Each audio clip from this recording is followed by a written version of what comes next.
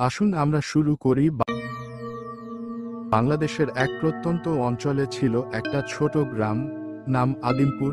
ঘন জঙ্গলে ঘেরা, রাস্তা বলতে কাঁচা পথ, আর লোকসংখ্যা গুনে গুনে মাত্র ৩৭ জন। আশেপাশের মানুষজন বলতো সূর্য ডোবার পর নাকি ওই গ্রামের দিকে তাকানোও উচিত না। একসময় এই গ্রামে হঠাৎ করে একের পর এক মানুষ অদৃশ্য হয়ে যেতে লাগলো।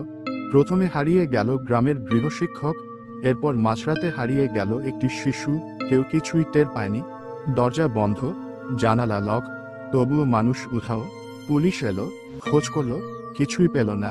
একদিন সাহস করে গ্রামের কয়েকজন যুবক রাতের আধারে পাহারা দিতে লাগলো। তখনই তারা দেখল এক ভয়ানক দৃশ্য।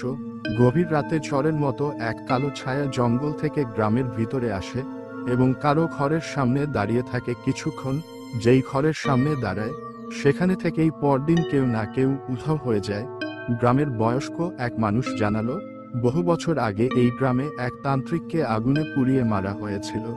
সে নাকি বলেছিল, এই গ্রামে কেউ শান্তিতে থাকবে না, আমি প্রতিশোধ নেব। এখনো যে কেউ সাহস করে আদিমপুর গ্রামে গেলে, সে আর ফিরে আসে না।